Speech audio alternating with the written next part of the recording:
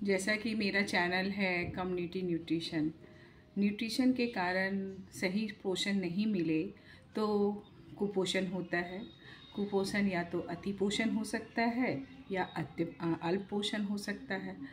अब है कि इसके लिए गवर्नमेंट की तरफ से कोई प्रोग्राम है कि नहीं।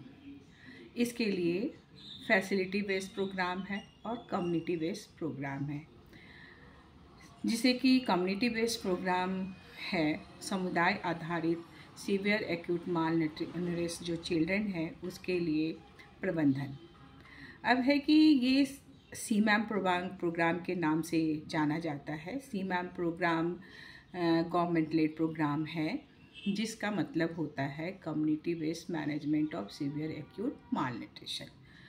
जैसा कि पहले भी मैंने अपने वीडियो में बनाया हुआ है कि समर प्रोग्राम झारखंड में ये समर प्रोग्राम के नाम से जाना जाता है और ये 12 जिलों में चल रहा है। 12 जिलों में कौन कौन से जिलों में चल रहा है, तो शुरू में ये 5 जिलों में स्टार्ट किया गया था एज ए पायलट। देन 7 जिलों में इसकी जो स्क्रीनिंग और सैम बच्चे जो निकल के आए उनका प्रबंधन को देखते हुए इसे 7 जिलों में इम्प्लीमेंट किया गया। अब है कि ये प्रोग्राम है क्या, इसमें करते क्या हैं। तो सबसे पहले समुदाय को सेंसिटाइज करना कि ये प्रोग्राम कुपोषित बच्चों के लिए है। कुपोषित बच्चे हुए जिसमें कि कोई चिकित्सीय गंभीरता नहीं है, जिसका प्रबंधन समुदाय स्तर पर हो। देखा गया है कि जो सैम बच्चे होते हैं उसमें 80 to 85% बच्चों का प्रबंधन समुदाय में किया जा सकता है और जिसमें 10 to 15% बच्चे हैं जिसे कि फैसिलिटी में रखने की आवश्यकता होती है। अब समुदाय प्रबंधन में तो करना है तो इसके लिए सबसे पहले समुदाय को गतिशील बनाया जाता है। उन्हें बताया जाता है कि ये प्रोग्राम कुपोषित बच्चों के लिए है। तो उसके बाद नेक्स्ट स्टेप है कि ज़्यादा से ज़्यादा बच्चों का मंथली जो स्क्रीनिंग करना, यानी कि उसके ग्रोथ मॉनिटरिंग जिसे एंथ्रोपोमेट्री के नाम से भी जानते हैं। ग्रोथ मॉनिटरिंग में बच्चे का वजन लिया जाता है, उसकी लंबाई या ऊंचाई ली जाती है, उसके अकॉर्डिंग चार्ट में देखा जाता है कि लंबाई ऊंचाई के अकॉर्डिंग बच्चा किस कैटेगरी में आ रहा है। सीवियर एक्यूट माल न्यूट्रिशन में आ रहा है, वेस्ट मतलब -3 HD स्कोर से बच्चा आ रहा है, उससे कम में, या बच्चा -2 HD में है। जो भी बच्चे सैम है और मैम है दोनों पर ध्यान देने की आवश्यकता होती है। जो मैम बच्चा होते हैं मध्यम कुपोषण वर्ग के बच्चे हैं, वो ही बच्चे बाद में सैम बनने की होते हैं। तो इसीलिए हमें मैम बच्चों पे भी ध्यान देना है और सैम बच्चों पे भी ध्यान देना है। अब जो बच्चे सैम निकल के आते हैं आफ्टर स्क्रीनिंग, तो फिर उनमें देखना है, भूख की जांच की जाती है। भूख की जांच, जब भी कोई बीमारी होती है तो भूख हमारी नहीं लगती है, तो बच्चों में भी वही होते हैं। इसीलिए चिकित्सीय जटिलता देखने के लिए भूख की जांच की जाती है। भूख की जांच में जो बच्चे पास हो जाते हैं उसे समुदाय में रखने के बारे में सोचा जाता है और जो बच्चा फेल हो जाते हैं उसे MTC भेज दिया जाता है। उसके बाद चिकित्सीय जटिलता देखी जाती है।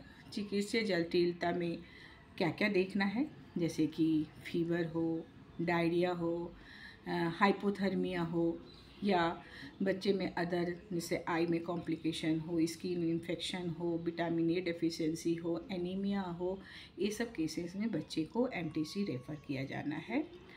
जो बच्चे समुदाय में रहेंगे, अब उसमें एडिमा भी देखा जाता है। चिकित्सीय जटिलता देखने के लिए दोनों पैरों में गड्ढे पड़ने वाले एडिमा देखा जाता है, सूजन जिसे कहते हैं, गड्ढे पड़ने वाले सूजन, उसकी जांच की जाती है। अगर बच्चे में सूजन है तो उसे MTC रेफ़र करना है। अब है कि जिन बच्चों को समुदाय में रखना है उसे उसके बारे में किसे जानकारी होनी चाहिए। समुदाय में कहाँ रहेंगे, तो समुदाय में ANM और सेविका के देखरेख में बच्चा आंगनवाड़ी केंद्र में उसकी जांच होगी और उसे घर पे ही रखा जाएगा। अब है कि उस बच्चे के जांच के उपरांत अगर एएनएम पाती है कि बच्चा सीवियर एक्यूट मालनरिश्ड है, उसमें कोई गंभीरता नहीं है, तब उसे मेडिकल ट्रीटमेंट दिया जाएगा। मेडिकल ट्रीटमेंट में जैसे कि एंटीबायोटिक देना है, डीवॉर्मिंग करना है, माइक्रोन्यूट्रिएंट डेफिशिएंसी एनीमिया के लिए आईएफए देना है, मल्टीविटामिन देना है, फॉलिक एसिड देना है। उसके अलावा माँ को जो पैरासीटामोल होता है वो ओआरएस भी दिया जाना चाहिए कि बच्चे को अगर फीवर होता है या डायरिया होता है तो ये दवा देनी है। मेडिकल ट्रीटमेंट के बाद दूसरा ट्रीटमेंट है टेक होम राशन, जिसे बच्चे को देना है। संबंधित THR कह सकते हैं, जिसमें माइक्रोन्यूट्रिएंट इनरिच होता है, वो दिया जाना है। THR के अलावा घर में जो बना हुआ खाना है वो भी बच्चे को खिलाना है। इसके लिए उन्हें परामर्श दी जाती है। परामर्श में बताना है कि बच्चे को उम्र के अनुसार कितना मात्रा में खिलाना है, उसकी कंसिस्टेंसी कितनी कैसी होनी चाहिए, उसमें पौष्टिक तत्व है कि नहीं, यानी कि जैसे उन्हें हरे पत्तेदार सब्जियों के बारे में बताने चाहिए, प्रोटीन रिच जैसे अंडा हुआ, दाल हुई, उसके बारे में बताना चाहिए, मांस मछली के बारे में बताना चाहिए, विटामिन ए के लिए पीले रंग के जो फल हैं उसके बारे में बताना चाहिए, जो कि उनके लोकली अवेलेबल हो। कौन कौन से फूड जो है कि उनके आसपास होते हैं पीले रंग के, जैसे कोहड़ा, गाजर, केला, आम, ये सब पीले रंग के फल हैं जिसे बच्चे को खिलाने के लिए बताया जाता है। इसके अलावा साफ़ सफाई के बारे में भी उन्हें जानकारी दी जाती है। जानकारी के बाद अब है कि बच्चे का फॉलोअप, कब फॉलोअप करना चाहिए। फॉलोअप करने के लिए भी बताया जाता है। फॉलोअप के लिए कि जैसे कि गृह भ्रमण, साप्ताहिक गृह भ्रमण करना है और 15 दिन पर आंगनबाड़ी में बुलाना है। जब बच्चा आंगनबाड़ी में आएगा तो उसे फिर से रीअसेस करना है, यानी कि उसके वज़न ली जाएगी, वज़न लंबाई ऊंचाई के लिया जाएगा, चिकित्सीय जटिलता देखी जाएगी, भूख की जांच की जाएगी, एडिमा देखा जाएगा। जितनी बार फॉलोअप होगा सब में ये कार्रवाई करनी है। उसके अलावा परामर्श दी जाएगी, पूछताछ की जाएगी कि जो बच्चे में खाने दिया जाता है कि नहीं।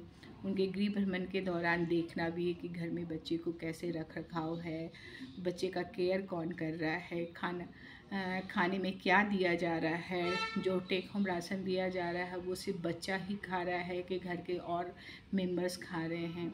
ये सारे ऑब्जर्वेशन देखना है, उसके अनुरूप उनको सुझाव देना है। फॉलोअप कब करना है? 15 दिन पर करना है और ये 4 महीने तक करना है, यानी कि टोटल 8 फॉलोअप किया जाना है। 4 महीने के उपरांत बच्चा रिकवर हुआ कि नहीं, फिर से रीअसेस करना है कि बच्चे का वज़न बढ़ा है कि नहीं, बच्चे का वज़न ज्यों का त्यों है या बच्चे का वज़न गिर रहा है, तो ये असेसमेंट के बाद उसे रेफ़र करना है। 4 महीने उपरांत हर मंथली फॉलोअप करना है। कब तक? 4 महीने तक बच्चे को फॉलोअप करना है। ये इस तरह से बच्चे का प्रबंधन समुदाय स्तर पे किया जाना है। किस प्रोग्राम के तहत? CMAM प्रोग्राम के तहत। झारखंड में समर प्रोग्राम के तहत बच्चे का, कुपोषित बच्चे का प्रबंधन समुदाय स्तर पर इस तरह से आंगनवाड़ी वर्कर, जिसे सेविका कहते हैं, ANM के देखरेख में बच्चे का प्रबंधन किया जाता है। तो ये थी जानकारी जो बच्चे अगर कुपोषित हैं तो पहले तो उसको स्क्रीन करना है, एसेस करना है कि उसमें गंभीरता, चिकित्सीय गंभीरता है कि नहीं। अगर गंभीरता है तो रेफ़र करना है, अगर नहीं है तो समुदाय स्तर पर बच्चे की देखरेख करना है, मेडिकल ट्रीटमेंट देना है, पोषणात्मक उपचार करना है, उसके अलावा परामर्श देना है। इन बातों की जानकारी हर माताओं, हर परिवार के माता पिता और देखभालकर्ता को होनी चाहिए और समय पे बच्चे को जो उचित ट्रीटमेंट उपचार है वो लेना चाहिए।